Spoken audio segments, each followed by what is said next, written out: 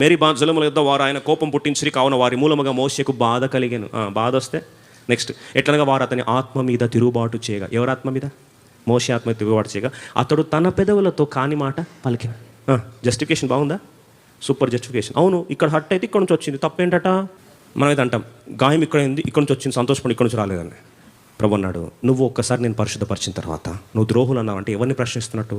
నా కార్యాన్ని ప్రశ్నిస్తున్నట్టు. ఎవడు కూడా నీ మీద నిందారోపణ చేయడానికి వీలు లేదు. చివరికి సాతాను కూడా హక్కు లేదు. పాస్టర్కి లేదు, తల్లిదండ్రులకు లేదు, పెద్దలకు లేదు, ఏ సంఘ కాపరికి కూడా లేదు. రోమా 8:33 చదువుతారా?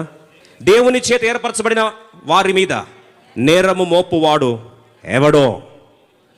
నీతిమంతులుగా తీర్చువాడు దేవుడే. శిక్ష విధించువాడు ఎవడు?